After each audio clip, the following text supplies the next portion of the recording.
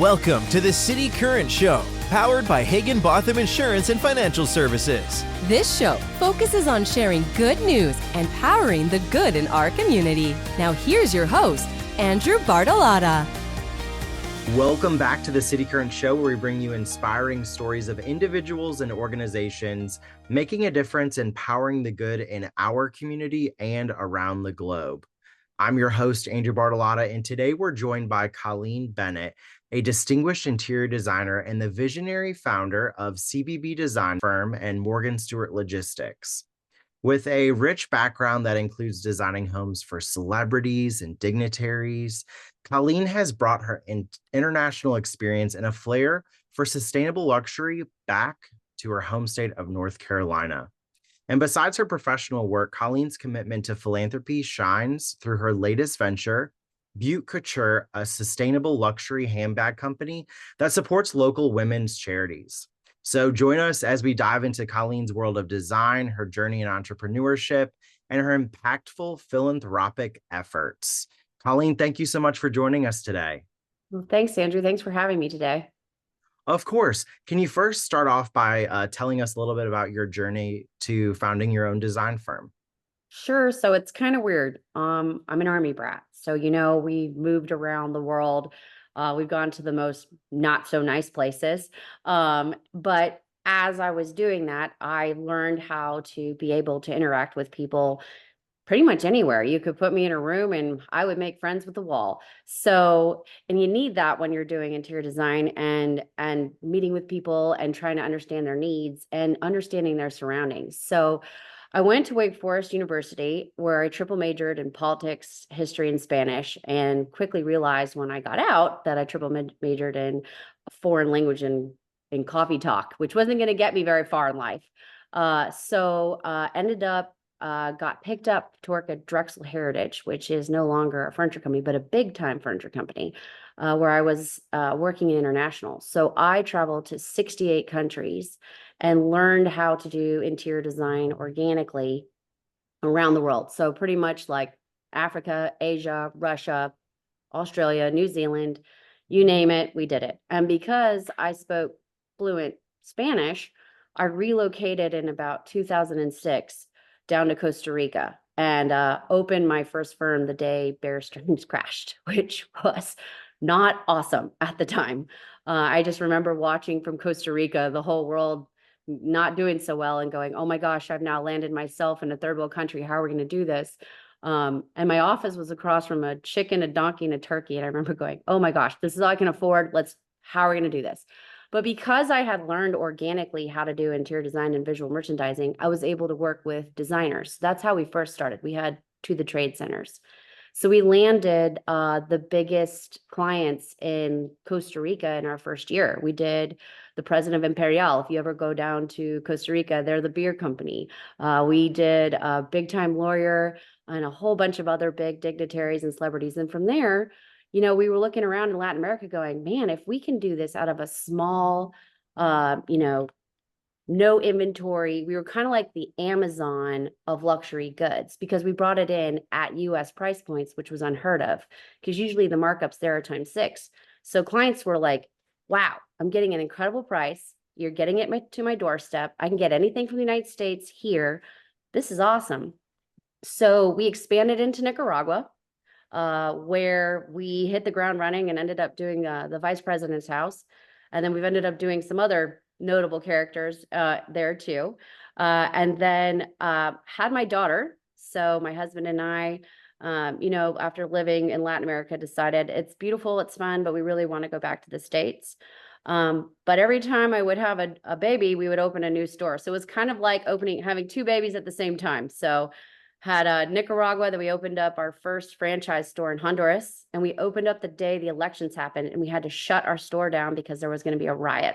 So, hey, You've a track there, yeah. Right. And then we opened in Colombia, in Bogota, and Ecuador it was kind of at the same time. So that's how we started doing interior design internationally. And we were able just to do some incredible projects.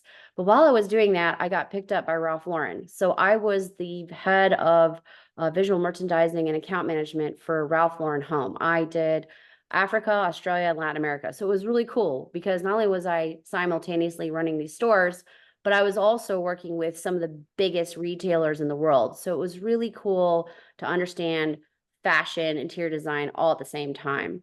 And then, when COVID hit, basically I could no longer continue to travel, and I decided to open my firm the day the world shut down. So it's a theme. We like That to is do this, insane. like Bear Stearns, and we go for COVID. So started with nothing, started my whole life over. And we started with 6 clients, and we're now doing 150 houses around the world, which is kind of cool. And in the middle of this, I'm a mom and I'm a wife. And sometimes I've got it together, sometimes I don't, but that's how we rock it. And we really had a really great couple of years just getting to have some of the coolest clients out there. Well, when you look at your website, there are so many really cool projects that you've done. You're timeless, and your aesthetic you can tell that you are well traveled because the quality of your design is both timeless and it's very beautiful and modern, and you can tell that you take really great care of your clients and being able to make their house a home, both from the residential side and commercially there as well. So when it comes to deciding to start a luxury handbag company, what sort of motivated you to start that business, and then how you decide to make it a real social impact type company where you're giving back to the community? So the handbag company happened by accident. We were cleaning out my office, and we had all these incredible leathers. Like in the furniture industry, they're the same leathers that are used with Prada, with Gucci, with you name it, Louis Vuitton. We use those same thing they use in a Mercedes-Benz. So here we are chucking all this stuff out into the trash. And we had some solution dyed acrylic fabric, which is non-biodegradable. And we're going, this is not good. And we're just looking at us about to fill dumpsters. And I'm going, this is not good. We could totally do something with this. And during pandemic, people in our town were getting, not working. I mean, so this woman walked in and she's like, I can make handbags out of that. And I went, ooh, I could design some handbags out of that. So in a week, we made 30 prototypes and we sold them in 2 weeks. It was crazy. People loved them. And then we realized, hey, we're getting this out of basically upcycling. We need to give back. And we have a local women's charity here called Options for women who are suffering during domestic violence, which was on the rise during pandemic. And so they were out of money. No one was giving. And so I was like, okay, how do we give back when we're making luxury handbags or design? That doesn't seem to communicate with your community.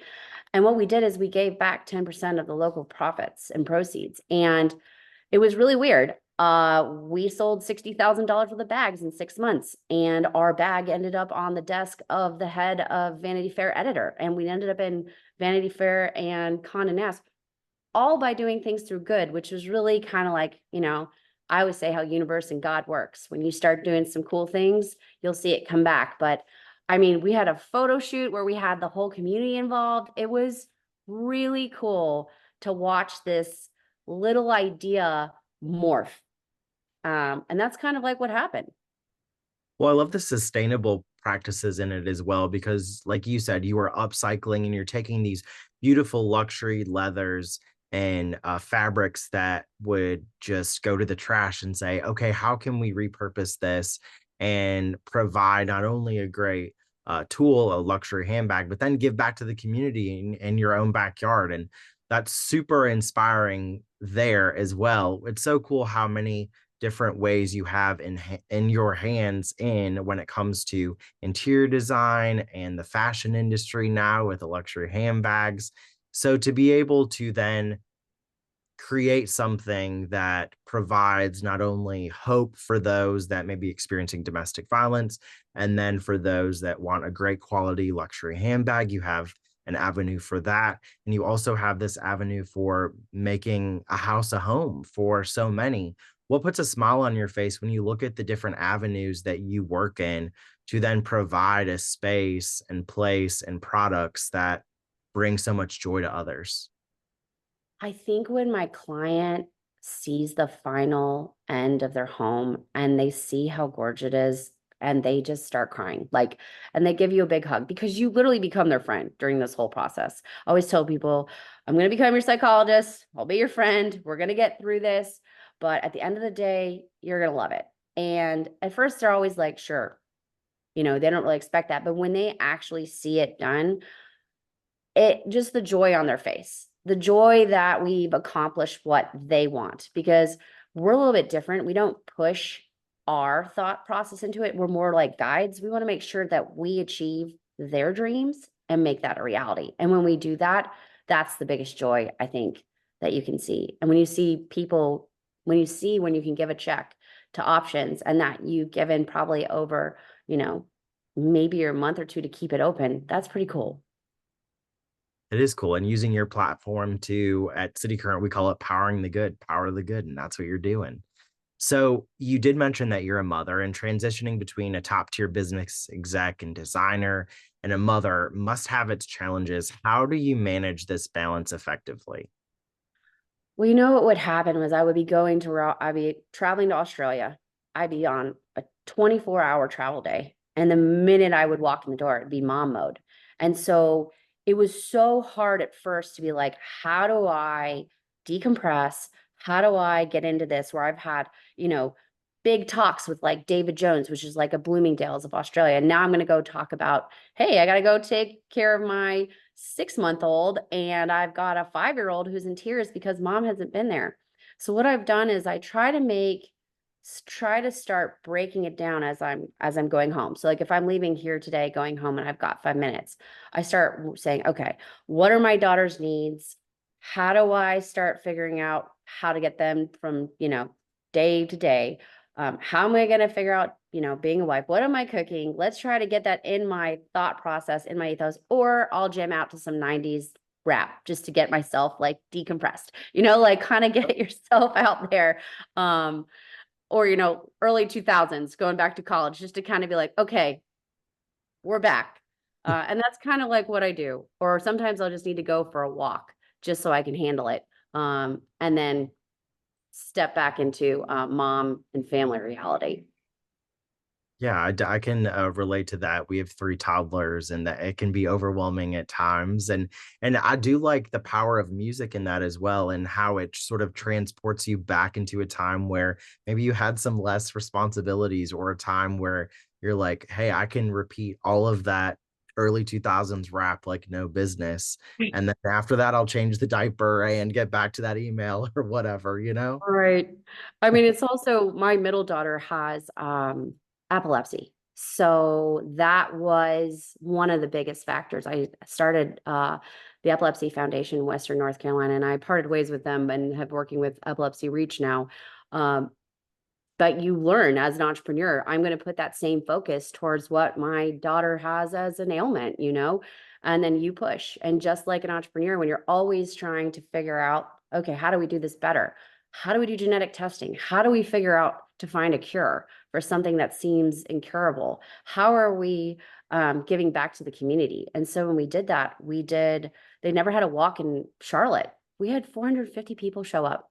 And when you saw all these cool kids and parents and people walking around, and my daughter had this hero outfit on and she's running around, I've never seen people so great to have that community as well. Does that make sense? So I think it's kind of like you're put in the moment, and it's how do you react? What are you going to do? Because if you sit back and you wallow in it, it's not going to get you anywhere. I've always found. But yeah, no, it can be tough, but it's rewarding, as we all know. And I can see that in your personality as sort of like a serial entrepreneur, one that isn't going to sit by the sidelines. You're going to get involved, and you can say, how can I make a difference? And for you to discover your child's ailment and say, not only are we going to make sure she's the best that she can be, but then also how can I make a difference in my local community? That's really where, as a change maker, you're getting out and you're making a difference in any way that you can through your skill set. So that's really cool there. And switching gears a little bit, I noticed that on cbbdesignfirm.com, you have some really great technology. How do you see the role of technology really evolving in the interior design and fashion industries? Or really just as an entrepreneur, how do you see it So that utilizing? is all we do. Everything is 3D. We literally put your whole home into 3D. The exterior, the interior, you can walk it, you can see the finishes. It's super important for us to do that. Actually, my husband and I started a company called Outrendered in 2008. We were kind of like the first people really getting into this SketchUp in 3D because beforehand you would just have hand drawings. But now my clients can walk through an 11,000 square foot house, or they can walk through a bathroom because it doesn't matter the size of the project. And it takes the level of stress away because we're like, we'll all be like, ooh, that's not a good color. Or maybe we should do brass and we put it over here. And when they see it, it just, it allows them to have a voice in the construction. It allows them to have a voice in their own home. And so what we do is then we'll go up during construction and put that 3D render up, and it will go down to probably the millimeter. It will look exactly like that. So if I'm not on the job site or someone else is on the job site, they can see it. It's also in construction, you know, there's multiple languages being spoken, and 3D is a universal language. People can see and understand. And with mathematics, the same thing. So we have that all out there. And our firm in 3D is Latin American. So our firm has ties to Nicaragua. So we've been creating a Latin American tech company. And we actually brought our architect from Nicaragua to here when they, with the situation that was going on with the revolution. So now we're working to get him to become an American citizen, which is really cool. But that's all we do.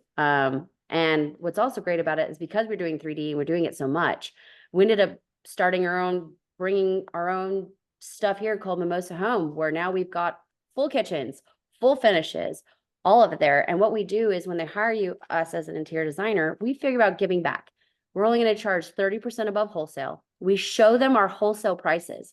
We mark it up, and the client feels, hey, I know I'm paying you by the hour, but I'm also getting a really good deal. So if something costs like 3,000, I'm getting it for 1,000 and selling it for 1,300. So think about, like, if you wanted to sell it the next day, that's equity in your home that you already have. And that's kind of like our gift back to the client. That's incredible. And Mimosa Home was my next topic, which has some beautiful furniture, lighting, florals. I mean, go into where people can purchase these beautiful homewares and items, and then talk a little bit more about your storefront. So basically, because I was so tired of running around because there was nothing in Morganton, I said, well, let's just put it in one space. So we're in the last place you think you would have an incredible luxury store. We're in a warehouse, and we clean that whole thing up. It's 20,000 square feet. And the front is CBB Design Firm. And in the middle is this huge, gorgeous, massive kitchen and bath display. You've got all the tiles. We've got Walker Zinger. We've got 8 different cabinet lines. We have Cambria. We have Cosentino for kitchens. And then for our furniture, we're bringing in things from, some of the top name brands from the US, from overseas. We purchase from over 800 different companies, which is really cool. From lighting to furniture, to you name it, fabric, we can do it all. And so I'm wearing my pink dress because before Barbie was cool, we painted the side of our building the brightest magenta pink you've ever seen. And on our Facebook in Burke County, it was called Let's Talk Burke County. They're like, what is going on at the end of town in pink? And then when they saw the design district, it just changed everything. So yeah, it was kind of us saying, here we are. We're kind of in the place where the city is starting to rebuild itself. No one wanted to be there. And now we're becoming the destination at the end of town, which is really cool. That is really cool there. So now you're making a mark both in your town as well, and how you're able to provide some economic development and resurgence in that area. Lastly, before we talk about where people can go to learn more, hire you, and shop your beautiful luxury goods, what does success mean to you, and how do you measure it both personally and professionally? I think success means to you that if you wake up and you feel good about what you're doing, then you're on the right path. If you continue in a trajectory that goes. I mean, I've probably failed, oh my goodness, probably 26 different businesses that I've tried to start, and not everyone's going to be perfect. But if you've got ones that continue and they make you be a better person and they get you on your vision board and you see it happening, I think that's success. I mean, I always have these deja vu moments where I went, oh, that's exactly what I pictured. I find that to be success. I also find that when I see my daughters proud of me, that to me is success. That like my mom does that. That to me, more so than monetary, is what I love. And I love that when I see clients or my community going, that's awesome. I love what you're doing. I love what you're following. I love this that you did. That makes me happy. Where can people go to learn more about CBB Design Firm, Mimosa Home, all of the great things that you're doing as well? So you can find us online at cbbdesignfirm.com or mimosahome.com. And what's great, because of the pandemic, we can do everything virtually. I mean, we have clients in Texas, we have clients in the Caribbean, I've got clients in Europe, from anywhere around the world, just because one of the things I forgot to talk about is that we're a logistics company, so we can ship it. We hand pack it, we ship it, we'll get it to you door to door. So it really isn't just about North Carolina. It's about, pretty much everywhere, just because we've all learned that. But yeah, you can find us on Instagram, you can find us on LinkedIn, Twitter, the usual social media, or you can just give us a call the old-fashioned way. We love talking with people. I think that's our business. Well, Colleen Bennett, thank you so much for really being a role model for aspiring designers, entrepreneurs, and showing how you can make your business both successful and socially responsible, and be part of the social impact revolution. Thank you for coming on the show and for powering the good in your community and around the globe. Well, thank you very much for having me, and same to you. Congrats on all of your guys' successes as well.